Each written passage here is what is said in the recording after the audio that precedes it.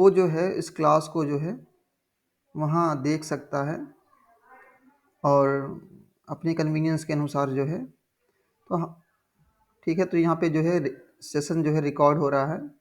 अब हम आते हैं विषय वस्तु पे, अपने सब्जेक्ट मैटर पे, जिस पे हम बात कर रहे थे, विकास प्रशासन के बारे में हम बात कर रहे थे। और मैंने आपको जो है आप सभी लोगों को कहा है कि आप लोग जो है मार्केट से क्वेश्चन बैंक परचेज कर लीजिए, जो हिंदी या इंग्लिश जो भी भाषा आपको आसान लगती हो, इसमें आप प्रश्न को ऑप्ट करना चाहते हैं, उसमें से आप कोई एक मार्केट से परचेज कर लें। और आप चाहें तो मुझसे भी जो है क्वेश्चन बैंक ले सकते हैं, जो मैंने खुद से लिखा हुआ है। जैसे कि आप यहाँ पे देख रहे हैं, ये मेरा खुद का लिखा हुआ क्वेश्चन बैंक है। तो इसमें क्या है कि यहाँ पे क्या है कि ये जो पीडीएफ फाइल है, इसमें आप चीज़ों को आसानी से एक्सेस कर सकते हैं। कि देखिए, पीडीएफ डॉक्यूमेंट में चीज़ों को सर्च करना आसान होता है, और ये इंग्लिश भाषा में है। तो मार्केट से आपको एक क्वेश्चन बैंक अटेंड मतलब परचेज कर लें। इससे ये होगा कि जब हम क्लास में क्वेश्चन को अटेम्प्ट करेंगे, तो आप जो है उसी टाइम में जो है चाहे तो आप अपने क्वेश्चन बैंक में या अपनी नोटबुक में जो है इसको नोट डाउन कर लेंगे। तो आप क्वेश्चन बैंक को लेकर के बैठें, साथ में अपना एक नोटबुक लेकर के बैठें, और आप देखेंगे किसी भी किताब में आप देखेंगे तो किसी भी विषय वस्तु को जो है एक्सप्लेन करने के लिए देखेंगे आप, बहुत सारी शब्दावलियों का जो है प्रयोग किया गया है। तो इसमें क्या पढ़ना है, देखिए हम आपको क्या सिखाते हैं, हम आपको ये सिखाते हैं कि आपको वही चीज़ें पढ़नी हैं जो एग्ज़ाम के पॉइंट ऑफ व्यू से इम्पॉर्टेंट हैं, जहाँ से प्रश्न ऑलरेडी आ चुके हैं और जहाँ से संभावना है कि प्रश्न आ सकते हैं। जैसे कि आप आज की क्लास में हम विकास प्रशासन के बारे में हम बात करने वाले हैं। तो विकास प्रशासन की अगर हम बात करें तो इस बुक में लगभग 5 से 6 पेजेस, और बल्कि उससे ज़्यादा ही उसमें जो है पेजेस भी उसको कवर किया गया है। ठीक इस तरह इंग्लिश में आप नोट्स देखेंगे तो यहाँ भी जो आप देख सकते हैं, इस कॉन्सेप्ट को लगभग जो है 4 से 5 पेजेस में कवर किया गया है। तो आपको पूरे 4 से 5 पेज पढ़ने की ज़रूरत नहीं है। हम आपको कंसाइज नोट देंगे, टू द पॉइंट जो नोट्स होंगे, actually to the points notes होंगे, और आपको बस उसी को पढ़ना है और क्वेश्चन को सॉल्व करना है। जो क्वेश्चन मार्केट से परचेज करेंगे उसको आपको करना है, और इस तरह जो है चीज़ों को आप कवर कर सकते हैं। और यहाँ पे आप जैसा कि देख सकते हैं, मैंने सारे क्वेश्चन को जो है सम अप किया है एक ही जगह पे, एक ही स्क्रीन पे आपके के सामने मेरे रखने की कोशिश होगी कि आप ये देखें कि विकास प्रशासन से जो है पिछले 20 वर्षों में किस तरह के क्वेश्चन पूछे गए हैं। और हम थोड़ा सी अपनी क्लास की जो है क्वालिटी जो है, जो इंगेजमेंट है, इंगेजमेंट इन द सेंस कि क्लास को कैसे और बेहतर बनाया जा सके, उसमें कंटेंट को और कैसे इम्प्रूव किया जा सके, कैसे ऑडियो वीडियो जो क्वालिटी है उसको और बेहतर किया जा सके। तो रिसेंटली मैंने अभी जो है एक पेन टैब मैं लेकर के आया हूँ, जैसे कि आप मेरे हाथ में देख सकते हैं, ताकि मैं चीज़ों को और बेहतर तरीके से एक्सप्लेन कर सकूँ। और फिर जो है कैमरा वगैरह भी मैंने अरेंज किया था। ऑलमोस्ट मैं तो एक बेहतरीन सा स्टूडियो बनाने के मूड में था, लेकिन जो है बीच में कुछ चीज़ें ऐसी हो गई तो इस वजह से क्लास बंद करनी पड़ी थी, और बहुत ही हेक्टिक प्रोसेस थी। पूरे बॉडी में मेरे ब्लिस्टर्स हो गए थे, इस वजह से जो है मैं उन क्लास को नहीं कर पाए। तो आइए समझते हैं कि विकास प्रशासन क्या चीज़ है। और आप देखें यहाँ पे जो प्रश्नों की जो श्रृंखला है, जो सीरीज़ आप यहाँ पे देखें, इस टॉपिक से लगभग जो है 13 प्रश्न पूछे गए हैं, और हम आपको सिखाएंगे इस कॉन्सेप्ट की बारीकियों को कि विकास प्रशासन क्या चीज़ है, और यहाँ पे किस तरह से क्वेश्चन पूछे गए हैं एग्जामिनेशन में, और आपको क्या पॉइंट्स, कौन कौन से पॉइंट्स आपको याद करना है, क्या क्या आपको स्किप करना है। जैसे कि आप अगर विकास प्रशासन की जो परिभाषा है, उसकी परिभाषा की बात करेंगे, तो आप देखें यहाँ पे इतनी बड़ी बड़ी डिफिनीशन यहाँ पे दी गई है, जैसे कि आप यहाँ पे देख सकते हैं। तो इन सारी परिभाषाओं में जो इतने बड़े बड़े थिंकर्स हैं, इनकी परिभाषाएं दी हुई हैं, इन सब में आपको नहीं उलझना है। जो उसका क्रक्स है, जो उस विषय वस्तु का जो सार है, उसको आपको समझना है, और उसी के ग्राउंड पे जो है आपको प्रश्नों को जो है सॉल्व करना है। तो आप ये कोशिश करें कि आप ये समझें कि उस विषय वस्तु का सार क्या है। जैसे कि फॉर एग्जांपल हम यहाँ पे, जैसे कि पिछली क्लास में हमने, अगर आपने हमारी पिछली क्लासेस देखी होंगी, यूट्यूब पे देखी होंगी, या फिर जो है हमारी क्लासेस लाइव अटेंड की होंगी, तो उसमें ये है कि जो है हमने एक विषय के रूप में जो है लोक प्रशासन का विकास कैसे हुआ, लोक प्रशासन और नवीन लोक प्रशासन में क्या फ़र्क है, और उससे रिलेटेड जो क्वेश्चंस आए हुए थे, उसको हमने जो है डिस्कस किया था। कि और यहाँ पे कुछ चीज़ें मैं और ऐड ऑन करना चाहूँगा यहाँ पे, जैसे कि आप थोड़ा सा कुछ चीज़ें, कुछ पॉइंट्स आप नोट डाउन कर लें। मैं चाहता हूँ कि आपके नोट में जो है एक ही पॉइंट पे, एक ही जहाँ पे कुछ चीज़ें ऐड हो। जैसे कि आप जानते हैं father of public administration, father of public administration.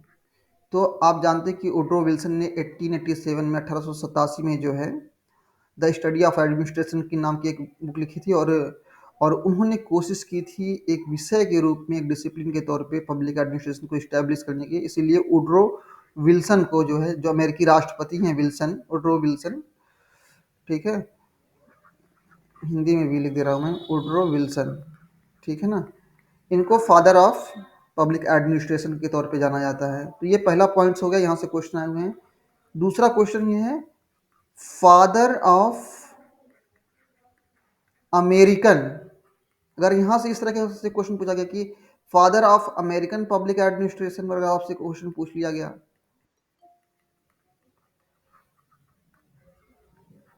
तो फ्रैंक, क्या नाम है आप नोट डाउन कर लें, फ्रैंक जे गुडनो, नाम नोट डाउन करें, ये यहाँ पे पोटेंशियल है, यहाँ से क्वेश्चन पूछा जा सकता है। कौन आ गया अब?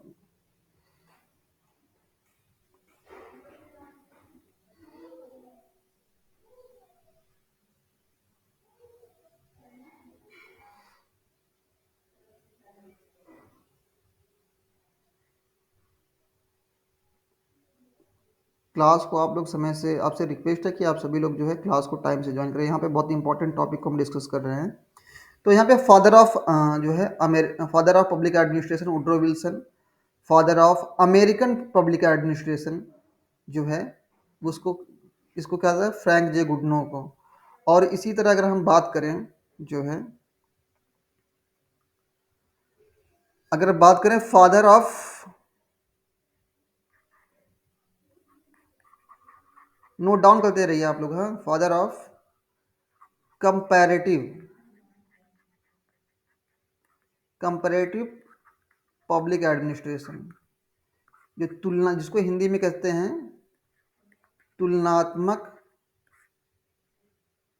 लोक प्रशासन। यहाँ से प्रश्न आए हुए हैं, इसलिए मैं आपको बता रहा हूँ। तो फादर ऑफ, अगर आप बात करें, जो कह सकते हैं कि जो तुलनात्मक लोक प्रशासन है, उसके पिता के रूप में या जनक के रूप में किसको जानते हैं हम? फ्रेड रिग्स को, फ्रेड रिग्स को, इसको शॉर्ट में हम रिग्स भी बोलते हैं। और इसी तरह अगर हम बात करें जो है, इसी तरह अगर हम बात करें फादर ऑफ, फादर ऑफ, आज क्या हम, फादर ऑफ,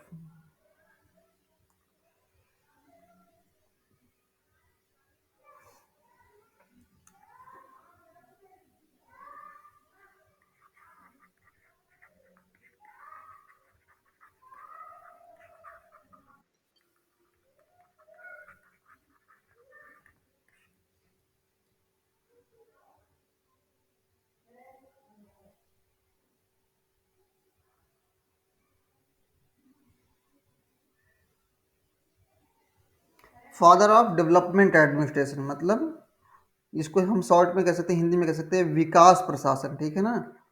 विकास प्रशासन के जनक के रूप में हम किसको जानते हैं? अगर बात करें तो एडवर्ड वीडनर के को, ठीक है ना, एडवर्ड वीडनर, एडवर्ड वीडनर। इन सारे टॉपिक से प्रश्न पूछे जा चुके हैं एग्जाम में, तो हमने सोचा कि आपको सारी चीज़ों को एक साथ बता दिया जाए। और यहाँ पे कुछ चीज़ें और आप नोट डाउन कर लें। जैसे कि आपने पिछली क्लास में हमने देखा कि जो एल.डी. वाइट की जो बुक थी, एल.डी. White, LD. वाइट, ठीक है ना, इनकी जो बुक थी जो 1926 में पब्लिश हुई थी, एन इंट्रोडक्शन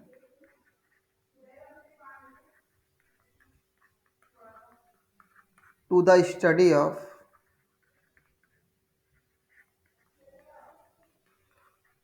पब्लिक एडमिनिस्ट्रेशन, ठीक है। तो ये जो किताब है इसको लोक प्रशासन की पहली पुस्तक माना जाता है। मतलब ये कह सकते हैं कि ये फर्स्ट टेक्स्ट बुक है। क्या है? पहली टेक्स्ट बुक है। किसकी? लोक प्रशासन की है। किसकी है? ये पब्लिक एड की है। ये जो बुक है एल.डी. वाइट की जो 1926 में पब्लिश हुई थी, ये लोक प्रशासन की पहली पुस्तक है। हालांकि 1887 में आप देखें जो अमेरिका के जो राष्ट्रपति हैं वुडरो विल्सन, उन्होंने द स्टडी ऑफ एडमिनिस्ट्रेशन के नाम से एक आर्टिकल लिखा था। तो आर्टिकल अलग चीज़ है, किताबें अलग चीज़ हैं। और ये अभी तक मैंने जितनी चीज़ें यहाँ पे डिस्कस की हैं वो सारे चीज़ें जो है एग्जाम में पूछी गई हैं। और यहाँ पे आपको कंफ्यूज नहीं होना है, आपको कंफ्यूज नहीं होना है। जैसे कि हमने भी आपको बताया कि जो 1926 में जो है जो बुक पब्लिश हुई थी, हाँ, जैसा कि आप यहाँ पे देख सकते हैं एल.डी. वाइट की बुक के बारे में अभी मैंने आपको बताया ना, एल.डी. वाइट की बुक के बारे में। तो एल.डी. वाइट ने जो बुक लिखी है वो लोक प्रशासन की बुक है। किसकी बुक है? पब्लिक एडमिनिस्ट्रेशन की। और जब हम बात करेंगे नवीन लोक प्रशासन के बारे में, न्यू पब्लिक एडमिनिस्ट्रेशन के बारे में, तो आपको याद होगा हमने क्लास में फ्रैंक मैरनी के बारे में डिस्कस किया था पिछली क्लास में। फ्रैंक मैरनी के बारे में मैं इन चीज़ों को क्यों आपको यहाँ पे डिस्कस कर रहा हूँ, क्योंकि ये चीज़ें जहाँ जो डिस्कस की जा रही हैं पिछली क्लास में जो हमने आपको पढ़ाया था, ये चीज़ें आपस में इंटरकनेक्टेड हैं। ये चीज़ें आपस में क्या हैं? इंटरकनेक्टेड हैं। और आपको अगर याद होगा कि फ्रैंक मैरनी की जो बुक थी वो कब पब्लिश हुई थी? 1971 में पब्लिश हुई थी, 1971 में पब्लिश हुई थी। और उस बुक का क्या टाइटल था? नोट डाउन करिए, ये बुक के बारे में पूछा गया है। Towards a new public administration. आप लोग भी नोट डाउन करिए। यहाँ पे semicolon the Minnowbrook perspective. तो हमने देखा कि नवीन लोक प्रशासन में क्या हुआ था कि जो प्रशासन पहले आमतौर पे क्या था, वो स्थिर था, वो यथास्थिति स्टेटस को मेंटेन करने के लिए फिक्रमंद था। उसकी पूरी कोशिश यही थी कि कैसे बस जो है लॉ एंड ऑर्डर को मेंटेन करके रखें और कानून व्यवस्था को बनाए रखें, और उसके अलावा और कोई जो एक्टिविटीज़ होती हैं, हम देखते हैं कि जो जो पारंपरिक जो ट्रेडिशनल लोक प्रशासन है हम कह सकते हैं, वो वो चेंज ओरिएंटेड नहीं था, वो गोल ओरिएंटेड नहीं था। वो जो है लोगों वो वैल्यू के बारे में बात नहीं करता, वो वैल्यू न्यूट्रल था, मूल्य निरपेक्ष था। ठीक है।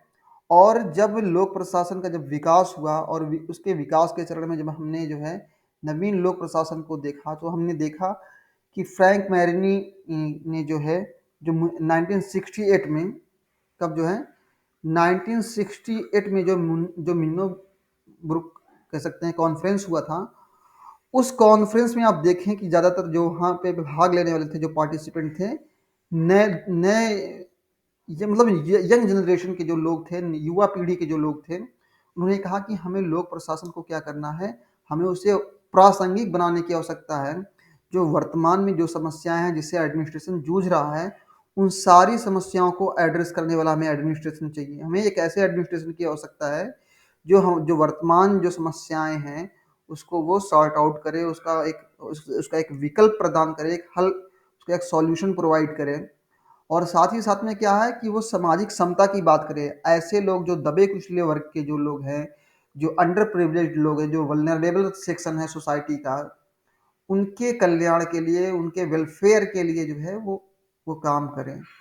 और क्या, और हमने इसी तरह से और भी चीज़ें देखी थी कि वो क्लाइंट ओरिएंटेड हो। मतलब एडमिनिस्ट्रेशन क्या है कि जो है पब्लिक की जो डिमांड्स है, जो रिक्वायरमेंट्स है, जो उनकी प्रॉब्लम्स है, उनको ध्यान में रख कर के काम करें। और फिर हमने क्या देखा कि हमने वहाँ पे देखा कि जो लोक प्रशासन है वो क्या करे, वो चेंज ओरिएंटेड हो, मतलब एक कह सकते हैं कि एक परिवर्तन के कह सकते हैं कि कारक के तौर पे, एन एजेंट ऑफ चेंज के तौर पे वो काम करे, ताकि जो है इससे जो प्रॉब्लम्स हैं सोसाइटी की उसको जो है सॉल्व किया जा सके। और इसी क्रम में हम देखते हैं जो है लोक प्रशासन की अगर हम बात करें, तो इसी क्रम में हम देखते हैं जो ये नया कॉन्सेप्ट है जिसको आज हम आप आज की क्लास में डिस्कस करने वाले हैं, विकास प्रशासन। ठीक है, तो विकास प्रशासन की अगर हम बात करें, एक मिनट, मैटर कहाँ है,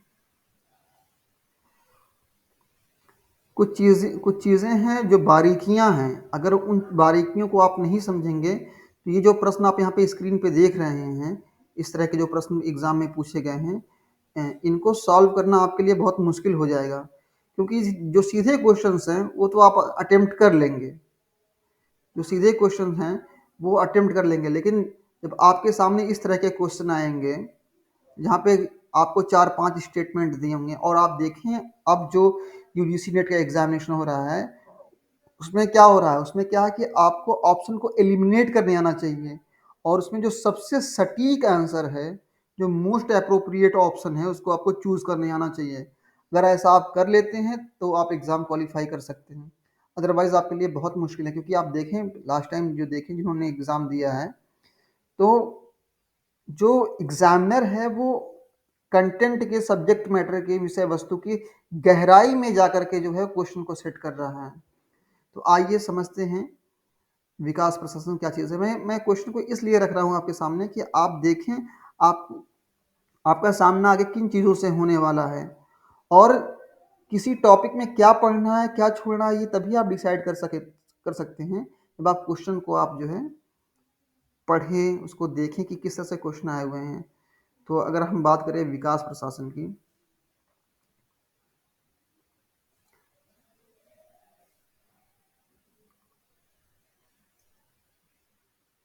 और मैंने सबसे इम्पोर्टेंट चीज़ ये कि जो चीज़ें एग्ज़ाम के पॉइंट ऑफ व्यू से इम्पोर्टेंट है मैंने उसको हाईलाइट कर दिया है, ताकि आपकी एटलीस्ट जो नज़र है उस पे जाके वो रुके, आप उन चीज़ों को देखें, उन चीज़ों को पढ़ें, उन चीज़ों को समझें कि आखिर इस एग्ज़ाम की क्या रिक्वायरमेंट है, यहाँ से किस तरह के क्वेश्चन पूछे गए हैं।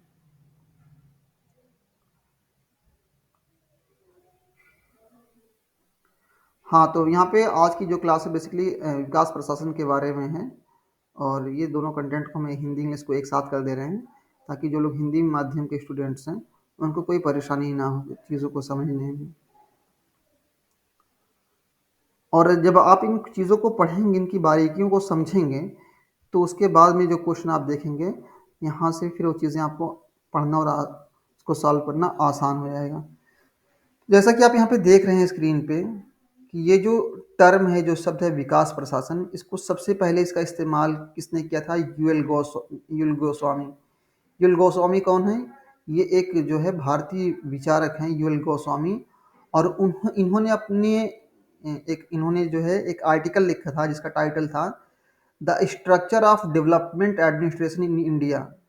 The structure of development administration in India.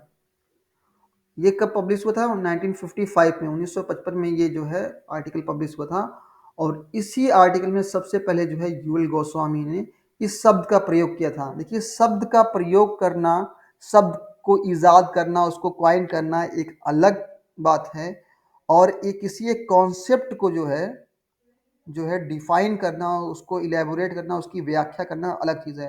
इसके फॉर एग्जांपल आप देखें, जो जो शब्द है नौकरशाही, तो उसका सबसे पहले इस्तेमाल विंसेंट डिगोर्ने ने किया था, विंसेंट डिगोर्ने।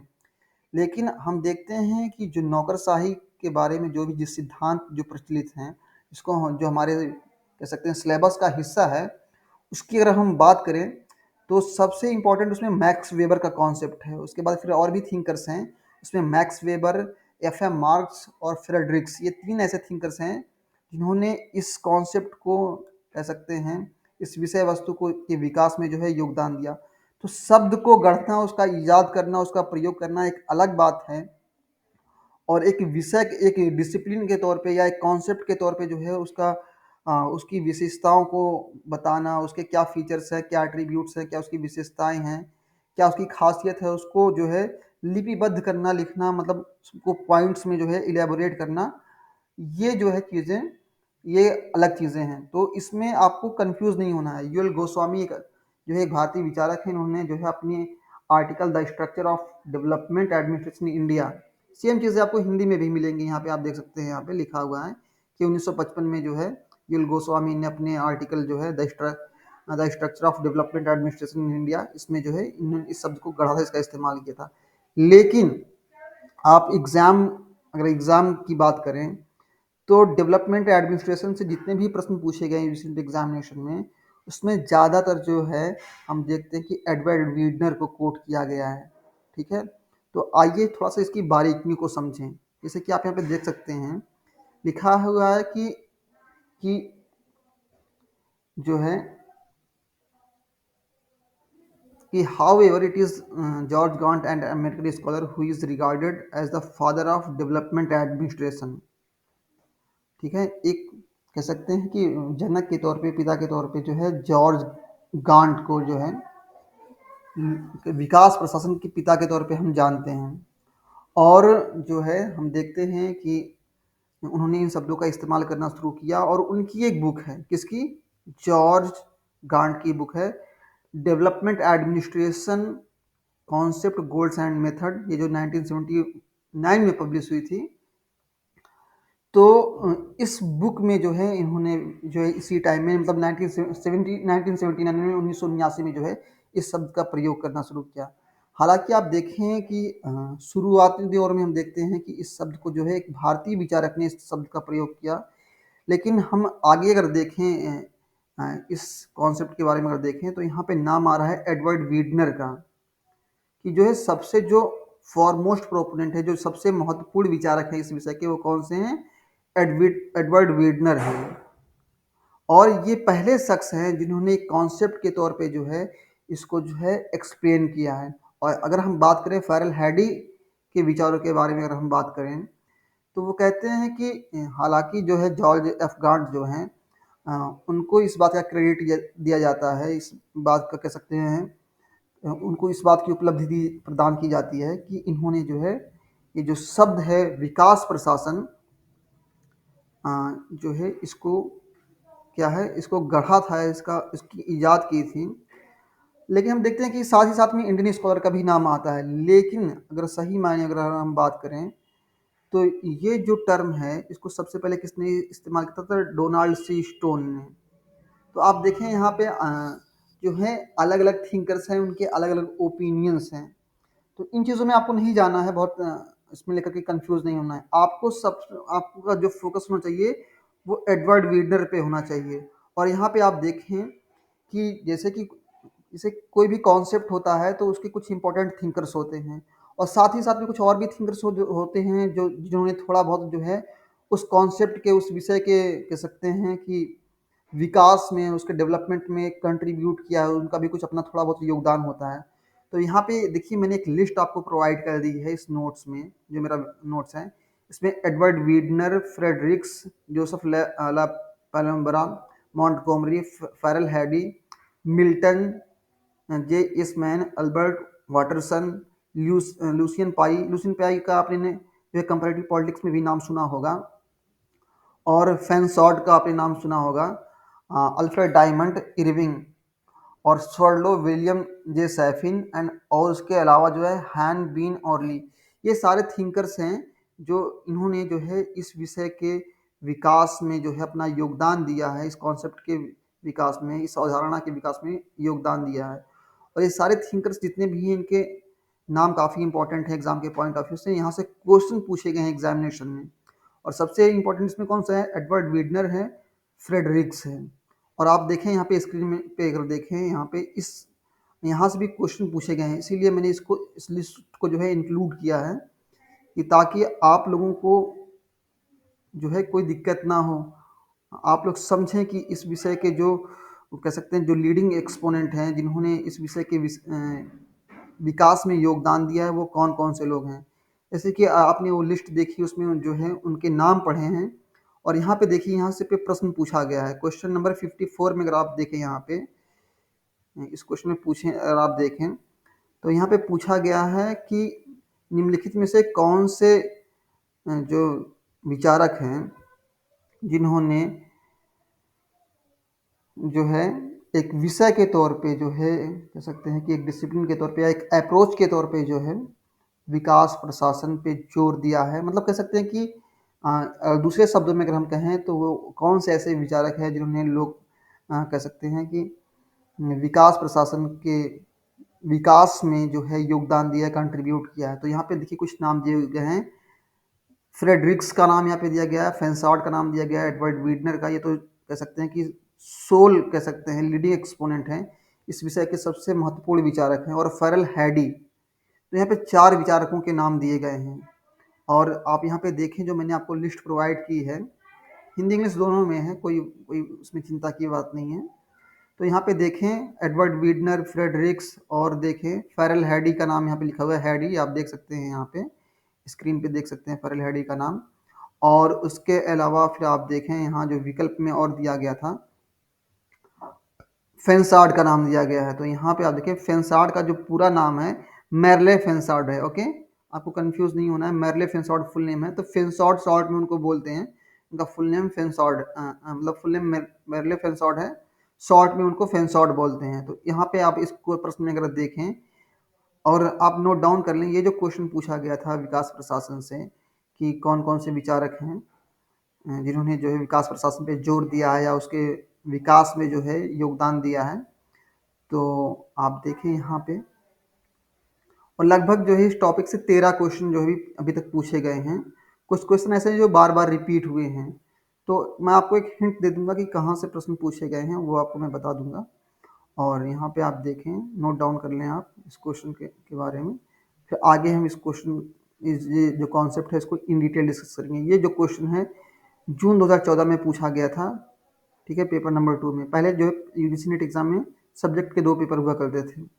तो आप यहाँ पे एक तरह से आप देख सकते हैं कि ये कुछ विचारक हैं और इसमें सबसे जो इम्पोर्टेंट थिंकर है वो कौन है, एडवर्ड वीडनर है, जिन्होंने विकास प्रशासन के योग कह सकते हैं कि डेवलपमेंट में, उसके विकास में योगदान दिया है।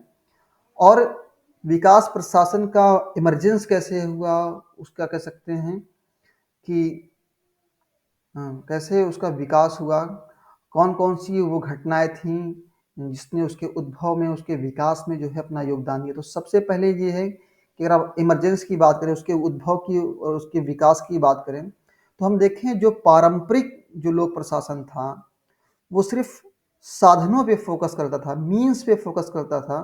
वो जो लक्ष्य हैं लोक प्रशासन के, उस पे नहीं फोकस करता था। फॉर एग्जाम्पल आप देखें, जो जितनी भी प्रशासनिक व्यवस्थाएं रही हैं अभी तक में, तो उनमें हमने देखा कि रेटेपिज्म पाया जाता है, मतलब लाल फीताशाही नौ, ठीक है ना। वो नियम और प्रक्रियाओं में इतने उलझे होते हैं कि जो उनको लक्ष्य दिया गया है, जो टारगेट दिया गया है, उसको समय रहते वो जो है वो अचीव नहीं कर पा रहे हैं, बल्कि क्या कर रहे हैं, वो सिर्फ प्रक्रियाओं में, प्रोसेस में, नियम में, प्रोसीजर्स में उलझे हुए हैं। तो इस वजह से जो है लोक नवीन लोक प्रशासन के साथ साथ में हम देखते हैं कि विकास प्रशासन की बात की गई। और ये जो पीरियड था लगभग सेम ही था। आप देखिए विकास प्रशासन का की अगर हम बात करें या नवीन लोक प्रशासन की बात करें, तो ये जो पीरियड है 1950 से 60 के बीच, मतलब 1950 का जो दशक था, 1960 का जो दशक था, इसी टाइम में जो है इस विषय वस्तु का जो है विकास हुआ, ठीक है। और सबसे इम्पोर्टेंट चीज़ें हम देखें कि जो शुरुआती जो लोक प्रशासन था उसमें क्या था, उसमें अमेरिका, खासतौर पर देखें कि एक विषय के तौर पे अमेरिका में ही लोक प्रशासन का विकास हुआ था, जन्म हुआ था। और वहीं पे जो है लोक प्रशासन के सिद्धांतों, जो उसके सिद्धांत, जो थेरीज हैं, कॉन्सेप्ट्स हैं, उसका विकास हुआ था। और ख़ास तौर पे अमेरिका और ख़ास तौर पे जो यूरोपियन कंट्रीज़ हैं, उन्हीं को सेंटर में रख कर के जो है लोक प्रशासन के सिद्धांत बनाए जाते थे। उनके उनके बारे में जो है बातें की जाती थी कि ये पर्टिकुलर प्रिंसिपल है, और ये जो है की पॉइंट्स है, या कह सकते हैं आधार आधार है संगठन का या किसी भी प्रशासन का। लेकिन हम देखते हैं कि 1950 का ये जो दशक है, 1960 का ये जो दशक है, इसमें हम देखते हैं कि जो उपनिवेशवाद है, हाँ, जो उपनिवेशवाद है, उसकी जो जड़ें हैं वो कमज़ोर होती हैं, कमज़ोर पड़ती हैं और उसके बाद हम देखते हैं कि दुनिया के अलग-अलग हिस्सों में, चाहे वो अफ्रीका की हम बात करें या एशिया की बात करें या लैटिन अमेरिका की बात करें, तो यहाँ पे नए-नए देशों का विकास होता है। क्यों होता है? क्योंकि ये जो औपनिवेशिक कंट्री हैं, जो साम्राज्यवादी जो देश हैं, इनकी जो पकड़ थी इन देशों के ऊपर में वो कमज़ोर पड़ गई। क्यों? क्योंकि वहाँ पे राष्ट्रवादी आंदोलन हो रहे थे, नेशनल मूवमेंट हो रहा था और अल्टीमेटली हम देखते हैं कि जब सेकंड वर्ल्ड वॉर खत्म होता है तो जो ब्रिटेन की जो कंडीशन है वो इतनी स्ट्रांग नहीं रहती है कि इन सारी कॉलोनीज़ को जो है वो कंट्रोल कर सके। तो फिर हम देखते हैं कि धीरे-धीरे ये सारे जो जितने भी कंट्रीज़ हैं, चाहे एशिया में हों, हम इंडिया की ही बात कर लें, हम भी कभी जो है कॉलोनियल पावर के अंडर में हम थे। तो स धीरे-धीरे इन सारे जो है देशों ये द जो जो देश है ये आज़ाद हुए और चूँकि हम देखते हैं कि अगर कंपैरेटिव हम तुलनात्मक दृष्टि से अगर हम देखें, कंपैरेटिव स्टडी करें तो ये जो जो देश हैं, ये गरीब देश हैं, पिछड़े देश हैं और यहाँ पे जो जब देखते हैं कि ये जब देश आज़ाद होते हैं और अपने विकास के एक मॉडल को चूज़ करते हैं, जैसे कि इंडिया को की अगर हम बात करें, तो इंडिया ने एक मिक्स्ड मॉडल अडॉप्ट किया। अलग-अलग कंट्रीज़ ने अपनी-अपनी सहूलत के हिसाब से जो है अपना पैटर्न एक एक डेवलपमेंट का जो है पैटर्न फ़ॉलो किया और उसी टाइम में हम देखते हैं कि जो संयुक्त राष्ट्र संघ है उसकी स्थापना होती है 1945 में जो है स्थापना होती है संयुक्त राष्ट्र संघ की और उसके बाद हम देखते हैं कि ये जो संयुक्त राष्ट्र संघ है ये गरीब जो देश हैं जो अविकसित देश हैं इनके विकास के लिए जो है ये अलग-अलग स्कीम को लॉन्च करता है और उनको जो है कह सकते हैं कि तकनीकी चाहे जो सहायता हो, चाहे जो वित्तीय सहायता हो, टेक्निकल और फाइनेंशियल असिस्टेंस उनको जो है प्रोवाइड करता है। और साथ ही साथ हम देखते हैं कि अमेरिका जो है एक वर्ल्ड लीडर के तौर पे इमर्ज होता है और जो है 1 मिनट एक वर्ल्ड लीडर के तौर पे इमर्ज होता है और वो लोगों को जो है जो जो अविकसित देश हैं जो डेवलपिंग कंट्रीज़ हैं या अंडर डेवलपिंग कंट्रीज़ हैं, उनको जो है टेक्निकल और फाइनेंशियल हेल्प जो है प्रोवाइड करता है। तो एक तरह से हम देखते हैं कि क्या है कि नए-नए देशों का विकास हो रहा है और चूँकि ये जो देश हैं, मैंने आपको आपको याद होगा कि जो पिछली क्लासेस थी, हमने कहा था कि प्रशासन पे जो है एनवायरनमेंट का बहुत बड़ा असर होता है। एनवायरनमेंट का मतलब क्या कि वहाँ की जो सेटिंग्स हैं, ख़ास तौर पे जो फॉर्म ऑफ गवर्नमेंट है, कुछ कंट्रीज़ में देखें कि आप देखें कि वहाँ पे पार्लियामेंट्री सिस्टम है, कुछ कंट्रीज़ में जो है प्रेसिडेंशियल सिस्टम है, किसी में मिक्स्ड अ, सिस्टम है और कुछ में क्या है कि जो है हम देखें कि वहाँ पे मिलिट्री गवर्नमेंट है। वहाँ पे क्या हुआ है कि जब ये देश आज़ाद हुए हैं, तो हाँ, जो है उस कंट्री को जो है कौन रन कर रहा है, वहाँ की जो मिलिट्री फ़ोर्सेस जो मिलिट्री जो है जो वहाँ पे सैन्य शासन स्थापित हो गया है और वही जो सैन्य शासन है उस देश को जो है गवर्न कर रहा है और उसी के साथ ही साथ में हम देखते हैं कि उसी के ठीक टाइम में जो है हम देखते हैं कि जो American society for public administration है उसके तत्वाधान में उसी के कह सकते हैं मार्गदर्शन में जो है 1960 में जो है कंपैरेटिव एडमिनिस्ट्रेशन ग्रुप की स्थापना होती है। आगे की क्लास जो हमारी होगी जिसमें हम तुलनात्मक लोक प्रशासन के बारे में कंपैरेटिव पब्लिक एडमिनिस्ट्रेशन के बारे में बात करेंगे। थोड़ा बहुत हमने तो आपको आज बता ही दिया है। उसमें सबसे इम्पोर्टेंट जो थिंकर्स हैं वो फ्रेडरिक्स हैं। तो ये जो है ये सब सारी घटनाएँ साथ ही साथ चल हो रही थीं और चूँकि देखें कि इन देशों ने अपना-अपना एक पैटर्न एडॉप्ट किया विकास का और इस वजह से फिर हम देखते हैं कि जो लोक प्रशासन जो है, कह सकते हैं कि जो उसकी परिधि है, जो उसका स्फ़ीयर है, जो उसका क्षेत्र है, वो काफ़ी व्यापक हो गया। पहले क्या था कि लोक प्रशासन सिर्फ़ अमेरिका तक सीमित था और अब क्या है कि अब ये कंट्रीज़ जो हैं आज़ाद हो रही हैं। इनको अपने देश को चलाने के लिए, गवर्न करने के लिए एडमिनिस्ट्रेशन की ज़रूरत है और उसी के और हम देखते हैं कि जब ये देश आज़ाद होते हैं, क्योंकि वहाँ की उनकी पॉलिटिकल सेटिंग अलग है, उनका जो डेमोग्राफ़ी है वो अलग है। मतलब ओवरऑल जो सेटिंग है वो अलग है। मतलब वहाँ पे अशिक्षा है, अव्यवस्था है और लोग इतना एजुकेटेड नहीं हैं, वहाँ पे पॉलिटिकल इतनी अवेयरनेस नहीं है, जो वहाँ की जो राजनीतिक संस्कृति है, वो पार्टिसिपेटरी नहीं है। तो एक अलग सेटिंग है, एक अलग तरह का एनवायरनमेंट है। तो चूँकि हर एक देश जो है वो अपने आप में यूनिक होता है, उसकी जो सोशल और पॉलिटिकल सेटिंग होती है, जो उसका जो सामाजिक ताना-बाना है, जो उसका ढाँचा है, वो अलग किस्म का होता है। तो उसको उस सोसाइटी की जो डिमांड्स हैं, उसको पूरा करने के लिए एक अलग तरह के प्रशासन की ज़रूरत होती है। मतलब कह सकते हैं उनका अपना खुद का एक प्रशासन हो, एक खुद का अपना एक पैटर्न हो और उसी को फ़ॉलो करके जो है वो अपने देश को गवर्न करेंगे, उससे अपने देश को चलाएँगे। तो यहाँ पे देखिए बहुत सारी परिभाषाएँ दी हुई हैं, ठीक है ना? तो इन परिभाषाओं में आपको नहीं उलझना है। सिर्फ़ और सिर्फ़ आपको एक परिभाषा जो है आपको याद याद रखनी है और कल की जो क्लासेस होगी उसमें हम जो है देखेंगे कि ये जो कॉन्सेप्ट है इसकी थीम क्या है, इसकी विषय वस्तु क्या है, इसके सार उसकी इसके इसके रूट में क्या है, इसके जड़ में क्या चीज़ है। तो ख़ास तौर पे इसमें जो है एडवर्ड वीडनर का जो जो इसमें योगदान है इस विषय के विकास में और फ्रेडरिक्स का क्या कंट्रीब्यूशन है, क्या योगदान है, उसको हम कल की क्लास में डिस्कस करेंगे। आइए आज की क्लास में हम बस इतना समझें कि ये जो कह सकते हैं कि पब्लिक एडमिनिस्ट्रेशन है, ख़ास तौर पे ये जो विकास प्रशासन है, इसमें और पारंपरिक जो लोक प्रशासन है उसमें क्या फ़र्क है? जैसे कि आप यहाँ स्क्रीन पे भी देख सकते हैं। हाँ, इस कॉन्सेप्ट को थोड़ा-सा समझें। मैं इसकी गहराई में इसलिए जा रहा हूँ, क्योंकि आम तौर पे आप देखें जो वीडियोज़ आपको यूट्यूब पे अवेलेबल भी मिलेंगी, वो इतनी गहराई में जाकर के बात नहीं करते हैं। मतलब वो एक साथ पेपर को और कॉन्सेप्ट को डिस्कस नहीं करते हैं। हमारी क्लास जो है डिफरेंट इसलिए है कि हम यहाँ पे कॉन्सेप्ट और पेपर को एक साथ डिस्कस करते हैं, ताकि जो बारीकियाँ हैं वो आपको समझ सकें। और जैसा कि मैंने आपको बताया अभी यहाँ पे क्या है कि यहाँ पे हम एक तुलनात्मक अध्ययन कर रहे हैं, जो पारंपरिक जो लोक प्रशासन है और जो विकास प्रशासन है इसके बीच में क्या अंतर है।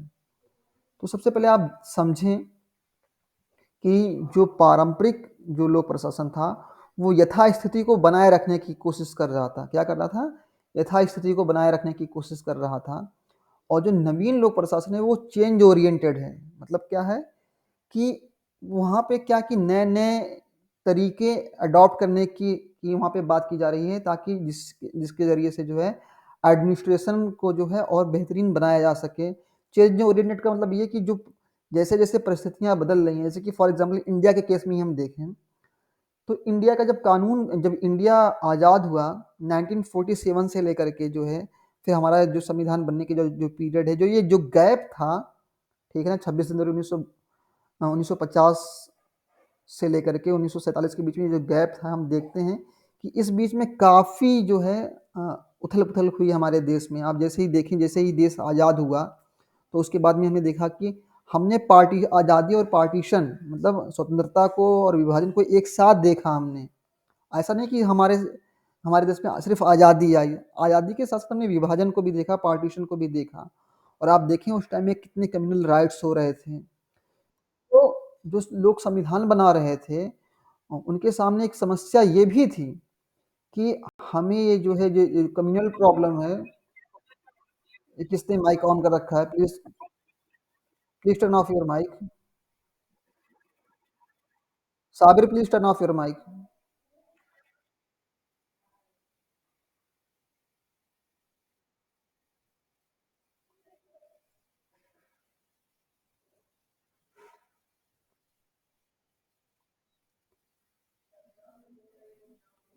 ऑनलाइन क्लास को जॉइन करने के कुछ एटिकेट्स होते हैं, पहले उसको आप लोग सीखें।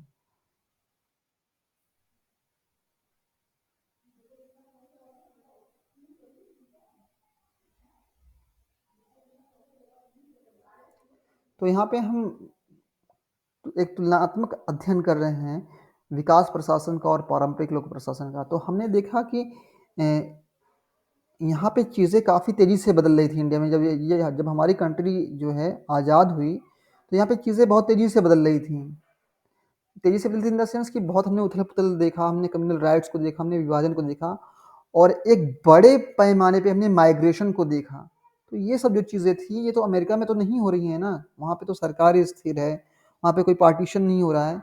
तो उनका जो एडमिनिस्ट्रेशन है या जो उनकी एडमिनिस्ट्रेटिव थियरीज़ हैं, जो उनके प्रशासनिक सिद्धांत हैं, वो हमारे देश की परिस्थितियों के अनुसार नहीं है। तो हमें क्या है कि हमें एक ऐसे प्रशासन की ज़रूरत है कि जो अपने आप में क्या हो जो अपने आप में गतिशील हो, डायनेमिक हो, फ्लेक्सिबल हो। और हम आप देखते हैं कि जो आमतौर पे जो पारंपरिक लोक प्रशासन है, वो अपने आप में क्या है कि वो हायरार्किकल है। मतलब सारे पद बने हुए हैं, उनका वर्गीकरण हुआ है और वो एक विशेष प्रक्रिया को फ़ॉलो करके जो है अपने किसी काम को पूरा करते हैं। और यहाँ पे क्या है कि जो ये जो विकास प्रशासन है, ये गोल अचीवमेंट के बारे में बात करता है कि कैसे जो है, जो आपका जो उद्देश्य है उसको अचीव करना है। और यहाँ पे क्या है, जो पारंपरिक लोक प्रशासन था, वो बस इकोनॉमी के बारे में बात कर रहा है, एफिशिएंसी की, मतलब कैसे जो है एक कह सकते हैं कि एफिशिएंट मैनर में जो है सटीकता के साथ और किफ़ायत के साथ जो है हम अपने उद्देश्यों को, अपने लक्ष्यों को हासिल करें। ठीक है? यहाँ पे बस इस बात पे फ़ोकस किया जाए कि कैसे जो है हम दक्षता को लेके आ सकें, एफिशिएंसी को ला सकें, मितव्ययता को ला सकें, मतलब उसको और किफ़ायती बना सकें। और आप देखें कि ये जो विकास प्रशासन है, ये अपने आप में क्या है, जो इसके ऑब्जेक्टिव्स हैं, यहाँ पे इस पे जो पॉइंट 4 इस पे फ़ोकस करिए क्योंकि यहाँ से क्वेश्चन पूछे गए हैं। जो इसके उद्देश्य हैं वो क्या हैं? कॉम्प्लेक्स हैं, जटिल हैं। क्योंकि जब एक देश आज़ाद होता है तो उसको बहुत सारी प्रॉब्लम्स को जो है फेस करना पड़ता है। उसके सामने बहुत से चैलेंजेस होते हैं। तो उस केस में क्या है कि जो है बहुत मुश्किल है कि वो किसी एक सिंपल जो है ऑब्जेक्ट को किसी एक एक सीधे सरल कह सकते हैं उद्देश्य को अचीव करे। जैसे कि हमने आज़ादी जब हमने हासिल की, फॉर एग्ज़ाम्पल इंडिया ने आज़ादी हासिल की, तो उसके जो ऑब्जेक्टिव्स थे बहुत कॉम्प्लेक्स थे। कॉम्प्लेक्स इन द सेंस कि हमें एक ऐसे कॉन्स्टिट्यूशन को बनाना है जो सारी कम्युनिटीज़ को जो है एक्सेप्टेबल हो। साथ ही साथ में ये जो कम्युनल वायलेंस की जो प्रॉब्लम्स हैं वो जो है उसको भी हमें एड्रेस करना है। साथ ही साथ में चूँकि ये जो कंट्री है ये डाइवर्स कंट्री है, यहाँ पे अलग-अलग धर्मों के लोग रह रहे हैं, तो उनको क्या है कि उनको स्वेच्छा अपनी स्वेच्छा के अनुसार अपने धर्म को मानने की, अपने अंतःकरण को जो है अपने धर्म को मानने की जो है आज़ादी देनी चाहिए। उनको फ्रीडम ऑफ एक्सप्रेशन जो है प्रोवाइड करना चाहिए। तो ये सारी जो प्रॉब्लम्स थी वो अपने आप में कोई सिंपल प्रॉब्लम नहीं थी, वही बहुत ही डायनामिक प्रॉब्लम थी। और आप देखें इंडिया के अलावा और कंट्रीज़ को आप देखें जो आज़ाद हुई हैं 1950s में और 1960s में, 1950 और 60 के दशक में आप देखें जो कंट्रीज़ आज़ाद हुई हैं, ज़्यादातर जो कंट्रीज़ हैं वो फ़ेल हो गई हैं। वहाँ पे क्या हुआ कि वहाँ की जो मिलिट्री क जो है उसने जो है उसको कैप्चर कर लिया। आपके सामने बांग्लादेश का एग्ज़ाम्पल है, आपके पास पाकिस्तान का एग्ज़ाम्पल है, आपके पास श्रीलंका का एग्ज़ाम्पल है, म्यांमार का एग्ज़ाम्पल है। आप देखें ये जो साउथ एशियन जो कंट्रीज़ हैं, आप अपने आस-पास में जो पड़ोसी आपके जो देश हैं, उनको आप देखें तो किस तरह से जो है विकास जब जब वो आज़ाद हुए, तो उनके सामने क्या-क्या समस्याएँ थी और ज़्यादातर ये जो कंट्रीज़ हैं वो फ़ेल हो गई। इंडिया जो है इस रीजन में, साउथ एशियन रीजन में एक ऐसी कंट्री रही है जिसने जो है अपने आप को मेंटेन करके रखा है। तो ये जो इसके ऑब्जेक्टिव्स हैं, जो उद्देश्य हैं, वो क्या हैं? वो सरल नहीं है बल्कि क्या हैं? वो जटिल हैं और एक से ज़्यादा हैं। और इसके बाद हम देखें और बात करें विकास प्रशासन के बारे में बात करें कि ये जो है it is concerned with new task, मतलब कि जिसका जो सरोकार है, जिसका संबंध है नए-नए कामों से है। और वहाँ पे क्या है कि जो रूटीन वर्क हैं, मतलब एक पर्टिकुलर जो प्रोसेस है उसी को फॉलो करके जो है उसी को अडॉप्ट, मतलब उसी का अनुसरण करके जो है उसको पूरा करना है। और यहाँ पे क्या है कि देखिए डिसेंट्रलाइजेशन की बात हो रही है, जो विकास प्रशासन है, हाँ, उसपे क्या है कि डिसेंट्रलाइजेशन मतलब विकेंद्रीकरण की बात हो रही है कि सत्ता जो है, जो पावर है, जो अथॉरिटी है, उसको डाइल्यूट करना है, उसको सेंटर में, स्टेट में और उसके बाद में जो आप देखें जो फॉर एग्जांपल जो लोकल गवर्नमेंट्स हैं, जो पंचायती राज इंस्टीट्यूशंस हैं या फिर अर्बन आप देखें जो एडमिनिस्ट्रेशन है, उसके बीच में क्या है कि पूरे पावर को जो है अ, अलग-अलग सेंटर्स में जो है एस्टैब्लिश किया गया। और जबकि हम देखते हैं जो ट्रेडिशनल एडमिनिस्ट्रेशन था, वो सिर्फ़ और सिर्फ़ सेंट्रलाइज़ेशन ऑफ पावर के बारे में, मतलब शक्ति के केंद्रीकरण के बारे में बात कर रहा था। और इसी तरह से हम देखें कि ये जो अ, प्रशासन है, ये किस पे फ़ोकस करता है? प्लानिंग पे। आप देखें जब इंडिया आज़ाद हुआ, तो हमने फिर पंचवर्षीय योजनाओं को अडॉप्ट किया। एक हमने एक मॉडल अडॉप्ट किया रसिया से कि हमारे अगले 5 साल में हमारी क्या-क्या प्रायोरिटीज़ होनी चाहिए, क्या-क्या हमारी प्राथमिकताएँ होनी चाहिए और उसी के अनुसार जो है हम इस कंट्री का जो है विकास करेंगे। और जबकि जो पारंपरिक जो लोक प्रशासन है, वो किस पे फ़ोकस करता है? वो उतना प्लानिंग पे फ़ोकस नहीं करता है। और क्या है कि ये अपने-अपने क्रिएटिव है, इनोवेटिव है, यहाँ पे नई-नई रचनाएँ की जाती हैं। और ये क्या है कि जो पारंपरिक लोक प्रशासन है, बस वो यथास्थिति को बनाए रखना चाहता है। वो चेंज के बारे में परिवर्तन के बारे में नहीं बात करता है। कहीं पे भी कोई प्रोटेस्ट हो रहा है या कोई डिमांड कर रही है, तो कोर्स एडमिनिस्ट्रेशन की ये कोशिश है कि उनकी डिमांड्स को जो है कर्व कर दिया जाए, उसको दबा दिया जाए, उनकी आवाज़ को दबा दिया जाए। जबकि यहाँ पे क्या है कि पब्लिक को अलाउ किया जा रहा है, और यहाँ पे क्या है कि जो है जो डेमोक्रेटिक प्रैक्टिसेस हैं उनको जो है इस्तेमाल किया जा रहा है, लोगों की सहभागिता को सुनिश्चित किया जा रहा है। और यहाँ पे क्या है कि एक जो पारंपरिक लोक प्रशासन था उसमें क्या है कि बस ऊपर से जो है आदेश दिए जा रहे हैं, और उसी के पालन की बात की जा रही है, उसी को फॉलो करने के लिए जो है कमांड्स दिए जा रहे हैं। और इस तरह से हम देखें जो विकास प्रशासन है, इसका जो दायरा है, कह सकते हैं जो इसका स्कोप है वो काफ़ी व्यापक है, वेरी वाइड है। और इसका जो जो पारंपरिक लोक प्रशासन है, इसका जो दायरा है, इसका स्कोप जो है, क्षेत्र जो है वो सीमित है। और इसी तरह से हम देखते हैं कि ये जो प्रशासन है ये टेम्पोरल है, और साथ ही साथ में ये जो प्रशासन है ना, विकास प्रशासन, ये एक व्यापक चूंकि दृष्टिकोण रखता है, इसलिए बाहर की चीज़ों को भी देखता है। और ये सिर्फ सिर्फ क्या कि जो पारंपरिक लोक प्रशासन है सिर्फ सिर्फ अंदर की चीज़ों पर पे ही फोकस करता है। अब इस क्वेश्चन को फॉर एग्जांपल आप देखें, इस क्वेश्चन को अब आप जब पढ़ेंगे ना, इसको देखेंगे, तो इस क्वेश्चन को सॉल्व करना आपके लिए आसान हो जाएगा। कि फॉर एग्जांपल जैसे कि आप यहाँ पे देखें, ये जो क्वेश्चन है, जैसे कि अभी मैंने आपको बताया, अभी सारे क्वेश्चन को हम डिस्कस करेंगे, और कुछ क्वेश्चन आज आज की क्लास में हम डिस्कस कर लेंगे, और कुछ क्वेश्चन को जो है हम कल की क्लास में डिस्कस कर लेंगे। अब देखिए, ऑलमोस्ट मैंने आपको बता दिया कि विकास प्रशासन बेसिकली क्या चीज़ है, ठीक है। उसमें उसमें लक्ष्यों पे, उसमें जो गोल हैं, उस पर फोकस किया जा रहा है, उस पर जो है जोर दिया जा रहा है।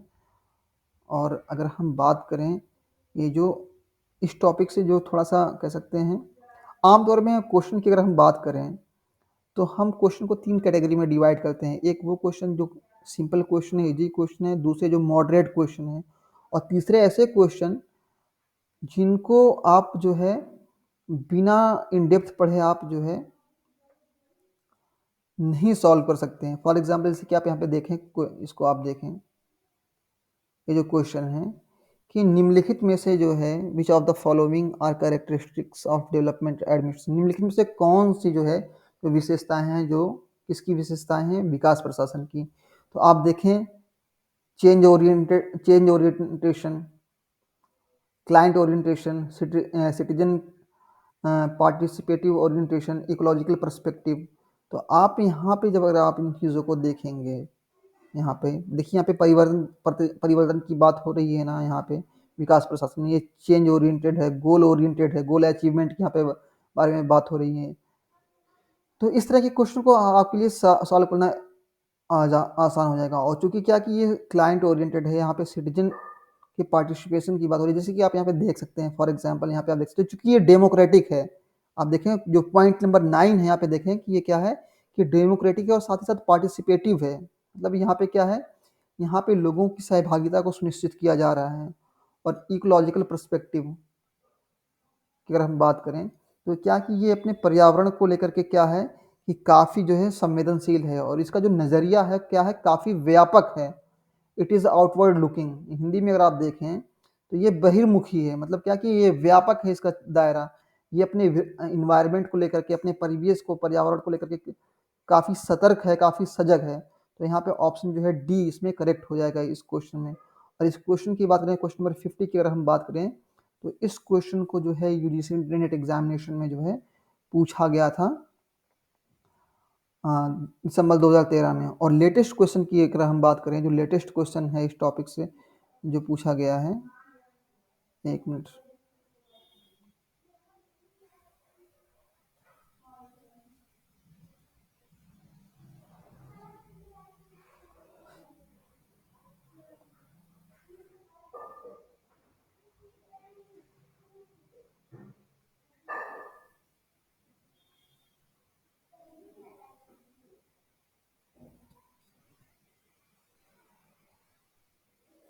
इस क्वेश्चन को अगर आप देखें, क्वेश्चन नंबर 63, इसको नोट डाउन करें, क्वेश्चन नंबर 63। इसमें पूछा गया है which of the following statement are correct about development administration, निम्नलिखित में से कौन से जो कथन हैं वो विकास प्रशासन के विषय में जो है सही हैं। तो इसमें कहते कि ये चेंज ओरिएंटेड है, मतलब आप यहाँ पे देखें कि मतलब इसमें इसमें कहा जा रहा है कि ये परिवर्तन निर्देशित है, चेंज ओरिएंटेड है। दूसरा इसमें अगर आप दूसरी दूसरी स्टेटमेंट की बात करें कि क्या है, यहाँ पे आप देखें कि ये कह रहा है कि इसके जो ऑब्जेक्टिव्स हैं वो सिंपल हैं। यहाँ पे आप देखें, इसमें देखिए 4 आपको विकल्प दिए गए हैं और इसमें से आपको सिलेक्ट करना है कि कौन सा जो ऑप्शन सही है, कौन सा करेक्ट है। तो आप जैसे कि यहाँ पे आप देख सकते हैं, विकास प्रशासन की अगर हम बात करें तो ये साफ-साफ यहाँ पे दिखाई आप देख सकते हैं। ऑब्जेक्टिव की अगर हम बात करें इसके यहाँ पे जैसे कि आप देख सकते हैं इसके ऑब्जेक्टिव की बात करें, पॉइंट नंबर 4 आप देखें, ध्यान से देखें कि जो इसके ऑब्जेक्टिव्स हैं, जो इसके उद्देश्य हैं, वो क्या हैं? जटिल हैं और मल्टीपल हैं, मतलब एक से ज़्यादा हैं। पॉइंट नंबर 4 में देखें, जो इसके उद्देश्य हैं, जटिल हैं और एक से अधिक हैं, मतलब अनेक हैं। और जबकि यहाँ पे क्या स्टेटमेंट में क्या दिया गया है कि यहाँ पे कि इसके जो ऑब्जेक्टिव्स हैं, सिंपल हैं। तो ये तो जो विशेषता है, ये विकास प्रशासन की नहीं बल्कि पारंपरिक लोक प्रशासन की है। आप देखें, इट्स ऑब्जेक्टिव्स आर सिंपल। तो ये जो विशेषता है, ये जो इसमें ऑप्शन 2 है वो इनकरेक्ट हो जाएगा। मतलब ऑप्शन ये जिसमें जो है जो दूसरा विकल्प है, ये दूसरा जो कथन है, स्टेटमेंट है, ये करेक्ट हो जाएगा। बाकी और तीनों की बात करें, जैसे कि यहाँ पे ये बात कर रहा है कि it is dynamic and flexible, ये कह सकते हैं गतिशील है और लचीला है, और it is concerned with new task, इसका जो संबंध है वो नए प्रकार के टास्क से, नए कामों से है। तो 1, 3, 4 इसमें जो ऑप्शन है 1, 3, 4 आप देखें सेम, देखिए जो सेम जो लाइन लिखी गई एग्जाम में, सेम हूबहू सारे जो वर्ड्स हैं, इवन आप देखें एक एक वर्ड्स जो है सेम टू सेम यहाँ से पूछे गए हैं। इट इज चेंज ओरिएंटेड, आप देखिए चेंज ओरिएंटेड यहाँ पे लिखा गया है। इट्स ऑब्जेक्टिव आर सिंपल, देखिए यहाँ से इसको उठा लिया गया है पॉइंट नंबर 4 इसमें, तो ये इनकरेक्ट हो गया। फिर अगली, it is dynamic and flexible, जो स्टेटमेंट नंबर 3 इसमें अगर आप देखें तो यहाँ पे आप देखें कि it is dynamic and flexible, बिल्कुल सेम वर्ड जो है, डिट्टो हु बहू बिल्कुल एक जैसे। और it is concerned with new task, इसका जो संबंध है, सरोकार है वो किसके? नए कामों से। आप देखें it is concerned with new task, और इसको हिंदी में अगर आप देखें तो देखिए यहाँ पे इसका सरोकार नई जिम्मेदारियों से, नए टास्क से है। यहाँ पे पॉइंट नंबर 5 आप देख सकते हैं। तो इस तरह इस क्वेश्चन की अगर हम बात करें तो इस क्वेश्चन में जो ऑप्शन डी है 1, 3, 4 जो है वो करेक्ट हो जाएगा, और जहां जहां आपको ऑप्शन 2 दिखेगा वो ऑप्शन जो है इनकरेक्ट हो जाएगा। ठीक है ना? तो इसमें आपको एग्जाम में क्या कि जो जो सबसे सटीक आंसर है उसको आपको चूज करना है, और आप नोट डाउन करें ये जो क्वेश्चन है ये लेटेस्ट क्वेश्चन है इस टॉपिक से। और भी क्वेश्चन है इस टॉपिक से, बाकी कल की जो हमारी क्लास होगी उसमें हम जो है डिस्कस करेंगे। और हमारे यही तरीका ही है पढ़ने का कि हम चीज़ों को बताते हैं कि किस तरह के क्वेश्चन यहाँ पे एग्जाम में आने वाले हैं, और विषय वस्तु देखिए, आपको आज की क्लास में एक आइडिया हो गया कि यहाँ से किस तरह के क्वेश्चन आ रहे हैं, किस तरह के क्वेश्चन पूछे जा रहे हैं। और जो परिभाषा है विकास प्रशासन की, बहुत सारे थिंकर्स की आपने परिभाषाएं देखी, तो उसमें जो एडवर्ड वीडनर की जो डिफिनेशन है वो सबसे इंपॉर्टेंट है। जैसे कि आप यहाँ पे देख सकते हैं, ये नोट्स में मैंने चीज़ों को थोड़ा सा हाईलाइट किया है, कल हम इसको डिटेल में डिस्कस करेंगे। देखिए इसमें लिखा है कि he defined development administration as action oriented, goal oriented administrative system. और आप देखें एग्जामिनेशन में जो है, अगर बात करें डेवलपमेंट एडमिनिस्ट्रेशन की, तो बार बार इसी जो है परिभाषा को पूछा गया है। देखिए goal oriented, change oriented administration, मतलब इसमें देखिए पूछा गया है क्वेश्चन नंबर 31 की अगर हम बात करें, इसमें पूछा है कि किसने विकास प्रशासन को जो है लक्ष्य उन्मुखी, परिवर्तन उन्मुखी प्रशासन के तौर पे परिभाषित किया है। तो किसने किया है? एडवर्ड वीडनर ने किया है। और ये डिफिनेशन बार बार पूछी गई है एग्जामिनेशन में, आप इसको नोट डाउन कर ले, इस क्वेश्चन को पूछा गया था जून 2010 में, और यही क्वेश्चन बार बार रिपीट हुआ है। मतलब ये नहीं कि सिर्फ 2010 में ही हुआ है, यूजीसी नेट एग्जामिनेशन में जो जो क्वेश्चन आते हैं वो क्वेश्चन रिपीट भी होते हैं। और आप देखें, मैंने आपको बताया है कि विकास प्रशासन की अगर हम बात करें, डेवलपमेंट एडमिनिस्ट्रेशन की जो सबसे इंपॉर्टेंट थिंकर इसमें है वो कौन सा है? एडवर्ड वीडनर। तो देखिए यहाँ पे एडवर्ड वीडनर हो जाएगा। और आगे की जो क्लास है, जब हम डेवलपमेंट एडमिनिस्ट्रेशन, जो कंपैरेटिव पब्लिक एडमिनिस्ट्रेशन के विषय में बात करेंगे, तो वहाँ फ्रेडरिक्स के बारे में बात करेंगे, जो उनका जो प्रिज्मेटिक सोसाइटी का जो कॉन्सेप्ट है उसको हम डिस्कस करने वाले हैं। और आप देखें एडमिनिस्ट्रेटिव बिहेवियर तो हम डिस्कस कर ही चुके हैं। तो इसमें अगर देखिए इस क्वेश्चन की अगर हम बात करें, तो हमने क्या है कि हमने डेवलपमेंट एंड एडमिनिस्ट्रेशन को पढ़ लिया है, एडमिनिस्ट्रेटिव बिहेवियर पिछली क्लास में हम पढ़ चुके हैं, और ये जो कॉन्सेप्ट है प्रिज्मेटिक सोसाइटी, ये आगे की क्लास में हम अगली 2-3 क्लासेस में हम जो है इसको कवर करने वाले हैं। और आप देखेंगे वही डेफिनेशन जो है बार-बार पूछा गया है कि देखिए यहाँ पे जैसे देखें, विच of the following concept of administration is action oriented, मतलब क्या कि लक्ष्य उन्मुखी है। हाँ, निम्नलिखित में से कौन सा जो है जो प्रशासन है वो लक्ष्य उन्मुखी है। तो कौन सा लक्ष्य उन्मुखी है, कौन लक्ष्य पे ध्यान देता है, वो वो कौन सा प्रशासन है, वो विकास प्रशासन है। ठीक है ना। और विकास प्रशासन की जो सबसे लीडिंग एक्सपोनेंट है, जो सबसे महत्वपूर्ण विचारक हैं, वो कौन कौन से हैं, वो उनकी पूरी एक लिस्ट मैंने आपको यहाँ पे प्रोवाइड कर दी है।